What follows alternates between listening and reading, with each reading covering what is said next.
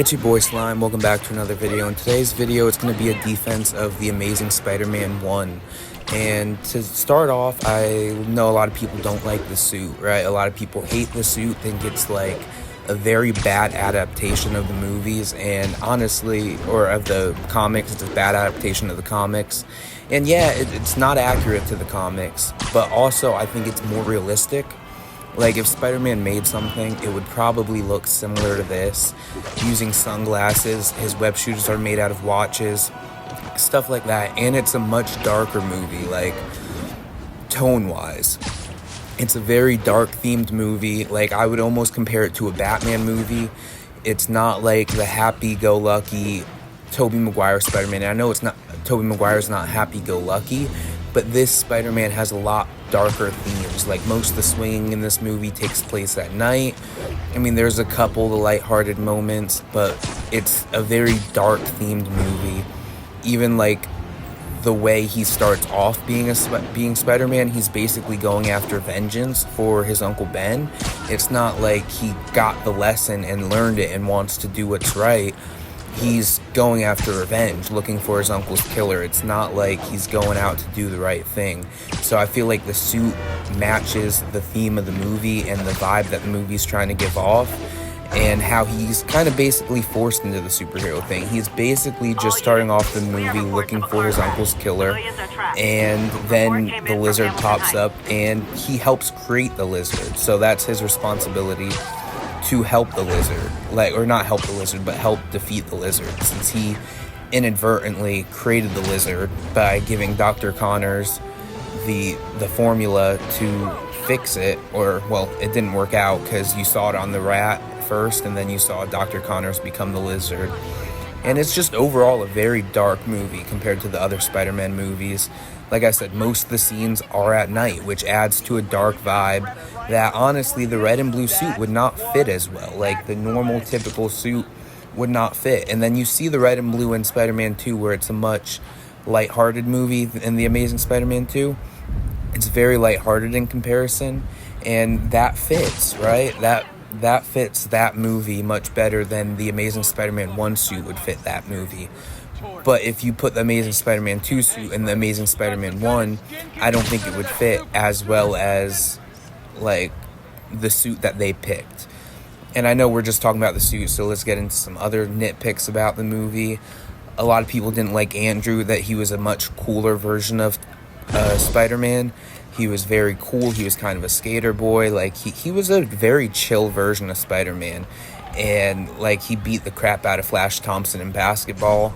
Like, he was a very cool version of Spider-Man, which a lot of people don't understand why he was, bullied as much, or, like, stuff like that. But he was still an outcast. Like, that's what people don't understand. He was still, yeah, he looked hot or whatever. Like, he was a too hot version of Spider-Man, but he was still an outcast, like, socially. Like, he just didn't fit in with anybody else. And it's kind of almost like an alternative vibe. Like, he's almost like emo, but he doesn't actually dress emo or anything. But that's, like, kind of the vibe, like, early 2000s skater boy aesthetic. Like, he just doesn't fit in. So that's kind of the vibe I get. And honestly, I love it. I think it kind of reminds me of the Ultimate Comics, especially with the basketball scene. In the Ultimate Comics, I believe Peter, I don't remember what he does exactly, if it's basketball or if he just beats the shit out of Flash. But it's very similar to the Ultimate Comics Peter, in my opinion. I wish we would have got another movie and they would have said it right and maybe fixed some things from number 2. Because there's a lot of things I like from number 2. But mostly we're just talking about number 1. And I do like that version of Peter. It's a fresh start. It's very different. Like, he is a cool guy. And then fucking dude pulls. Like, he fucking pulls Gwen, like, right off the bat. That's awesome. Honestly, my favorite love interest in any of these movies. In the comics, it's MJ, of course. I like MJ better.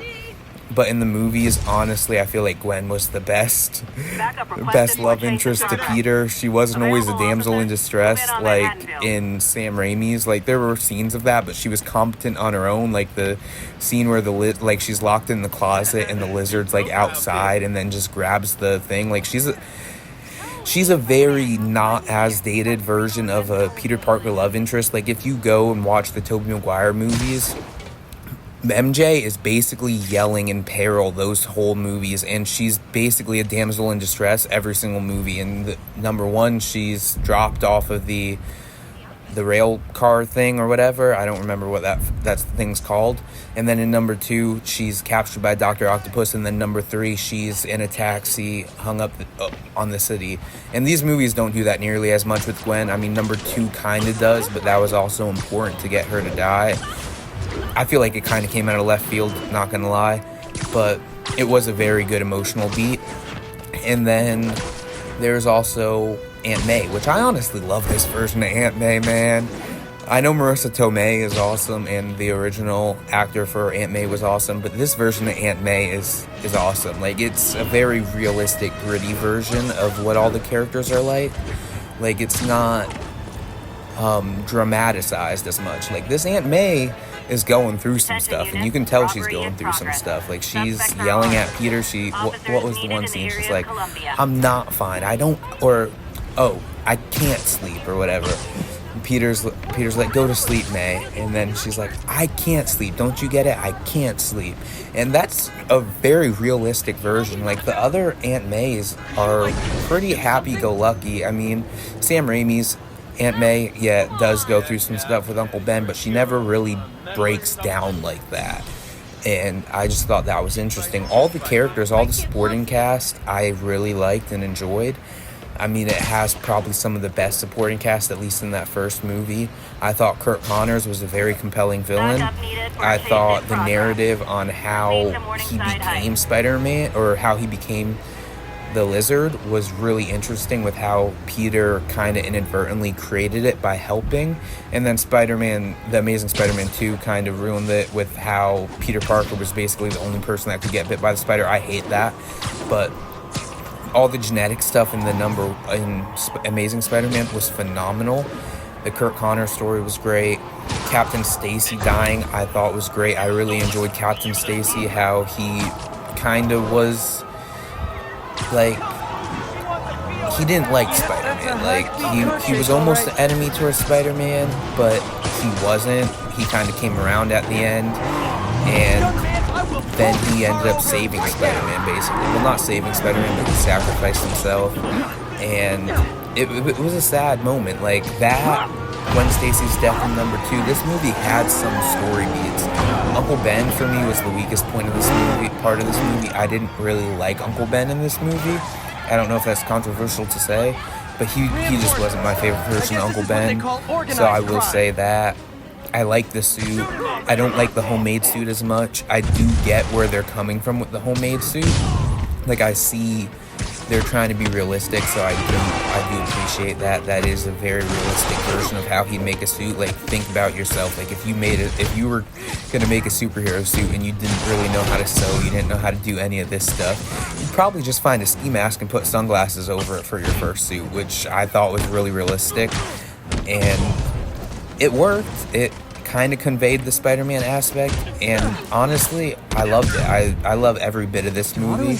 I still go back and watch this movie today. I think Andrew Garfield's an amazing actor. Emma Stone's an amazing actor. I don't remember the actress's name for who played Aunt May, but she was an amazing actor. You could always feel her feelings, even if it was acting. Like, you felt everything she said, and I loved that. I think the majority of this cast were phenomenal.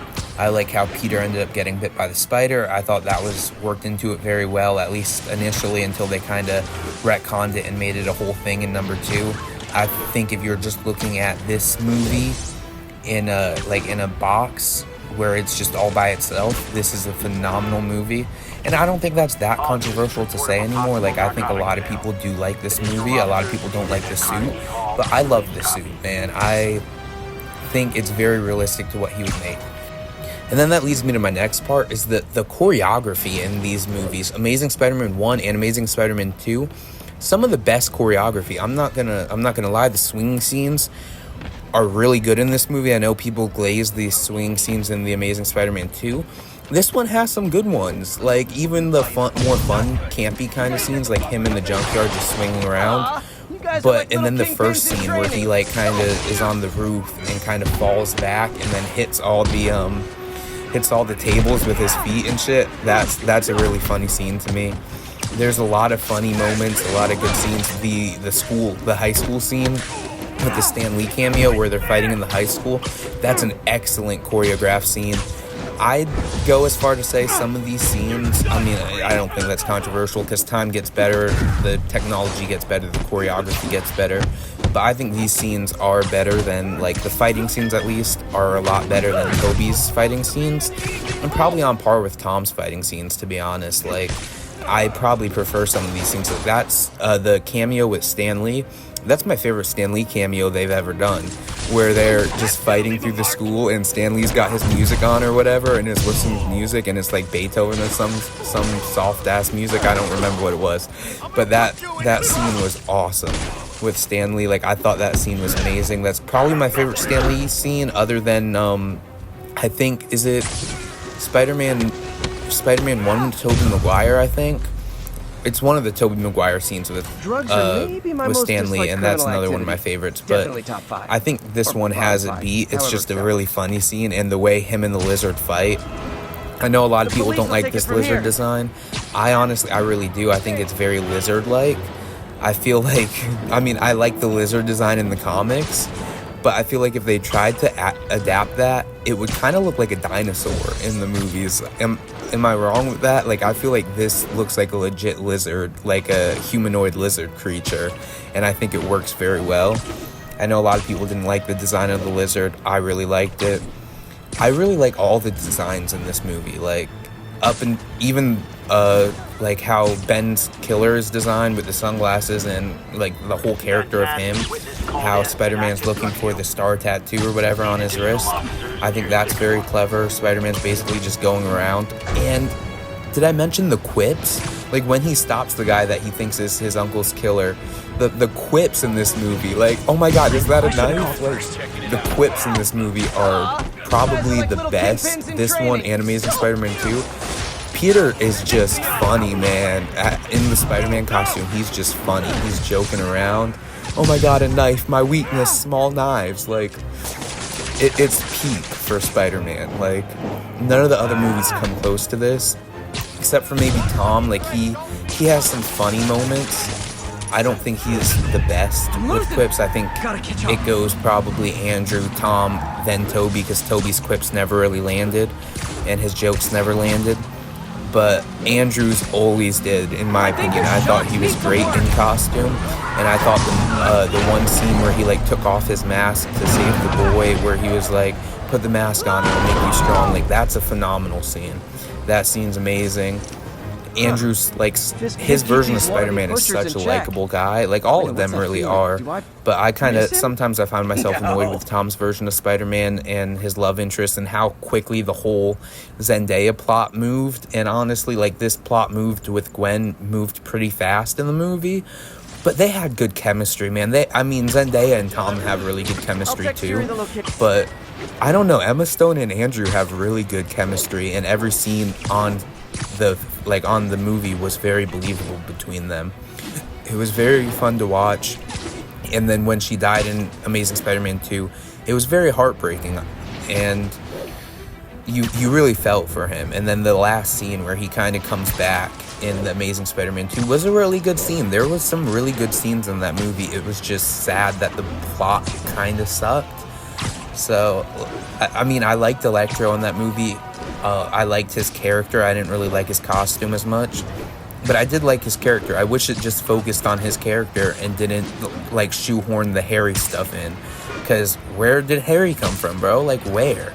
He wasn't in the first movie, and it just made no sense for the Harry stuff. I know I'm supposed to be talking about Amazing Spider-Man 1, but I feel like Amazing Spider-Man 2 is part of this, because I feel like when people look back on it, they kind of just clump these movies together sometimes and say the Amazing Spider-Man trilogy sucked, and it really didn't. It was mostly the second movie that sucked, and even then the second movie has my favorite swing scenes of all time and my favorite costume of all time. I don't think that's controversial to say. I do think the movie, the plot sucked overall in the second one, but I think the first one was phenomenal.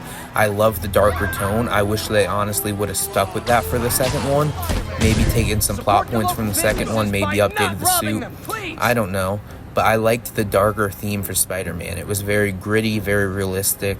This kid's kind of thrown into stuff that he really shouldn't be a part of, but it's his responsibility in making the lizard to help, to do that. Like, he wasn't originally, like, Captain Stacy called him out on it, and it kind of made Peter think. He's like, Captain Stacy said over the dinner scene, it's this guy is catching people and they all look the same. He's got a vendetta, and it kind of made Peter take a look.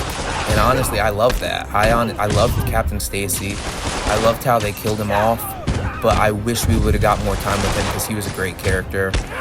And I don't know if that's like a thing people like or don't like. I liked him. I liked how he like stood up to Peter and how he didn't initially like Spider-Man, but then once he found out it was Peter, he basically let him go save the day. And I liked that. That was very interesting. And I like how Peter started as just trying to get revenge for his uncle, and because of his own decisions, because of Captain Stacy saying you have a vendetta, and because of how he created the lizard, it was his responsibility to take care of the lizard and get rid of him.